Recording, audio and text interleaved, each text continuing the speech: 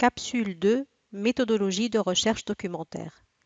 Dans cette capsule, vous allez découvrir comment effectuer une méthodologie de recherche documentaire et vous serez capable de préciser exactement vos besoins d'information, élaborer rigoureusement vos équations de recherche, définir parfaitement ce que vous cherchez, connaître les différents outils de recherche et réussir le processus de recherche documentaire. Commençons d'abord par définir la méthodologie de recherche documentaire. La méthodologie de recherche documentaire est l'ensemble des étapes qui permettent de chercher, identifier et trouver les documents relatifs à un sujet par l'élaboration d'une stratégie de recherche. La finalité d'une bonne méthodologie de recherche est de faciliter la production d'un travail de recherche alliant à la fois richesse documentaire et rigueur scientifique. Comme énoncé dans la définition, la recherche documentaire est une démarche systématique qui se déroule selon 5 étapes successives. Préparer la recherche, sélectionner les sources, chercher et localiser, évaluer la pertinence des sources et enfin mettre en place une veille documentaire. Avant d'entamer ces étapes, il faut vous poser des questions préalables. Commencez d'abord par préciser les objectifs et l'ampleur du travail à effectuer en fonction de vos contraintes et besoins. Et posez-vous des questions de type: quelle est la nature du travail à produire? Quel est l'état de vos propres connaissances sur le sujet? Existe-t-il de la documentation sur le sujet? Quelle est la nature de l'information recherchée? Quel est le degré de profondeur du sujet et quel est le degré d'actualité de l'information recherchée? Les réponses à ces questions sont nécessaires pour déterminer la stratégie de recherche à suivre. Passons maintenant à la première étape de la méthodologie de recherche documentaire. Il s'agit de la préparation de la recherche, qui commence par définir le sujet. Pour passer de votre thématique générale à un sujet précis, vous consulterez des encyclopédies, des ouvrages sur le sujet. Au fur et à mesure de vos lectures, vous serez intéressé par tel ou tel aspect, telle ou telle question de recherche, et vous en ferez votre sujet de recherche.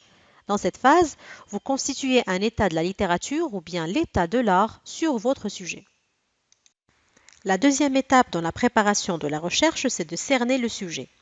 Une fois votre sujet défini, et pour vous aider à mieux le cerner, il faut le questionner dans toutes ses dimensions à travers le questionnement quintilien. Vous allez donc définir quels sont les aspects ou composantes du sujet qui vous intéressent, quels sont les acteurs ou personnes impliquées, quelle est la période concernée, quel est le contexte géographique, quelles sont les approches ou points de vue à prendre en considération et quelle est l'importance du sujet dans votre contexte. Une fois le sujet cerné, il faut le formuler. Vous allez donc sélectionner les mots-clés importants. Puis, il est conseillé pour chaque concept ou mot-clé de rechercher un ou plusieurs synonymes ou termes associés, ainsi que leur traduction en anglais, afin d'établir un plan de concept. Une fois votre liste de concepts bien établie, vous définirez les relations entre les concepts à l'aide des opérateurs booléens. Ce sont le et, le ou et le sauf. Ces opérateurs permettent donc d'établir une connexion logique entre les mots-clés afin de structurer une équation de recherche. Après avoir formulé et délimité le sujet, il faut sélectionner les meilleures sources d'informations à interroger. Cette deuxième phase de la démarche de recherche documentaire comprend 2 dimensions. Premièrement, il faut préciser quels sont les types de ressources à interroger, comme les moteurs de recherche web, les portails spécialisés, les catalogues de bibliothèques ou les bases de données scientifiques. Deuxièmement, il faut choisir le type de document que vous recherchez.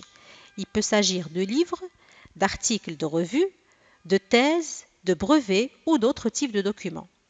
À ce moment-là, vous pouvez passer à la pratique de la recherche documentaire.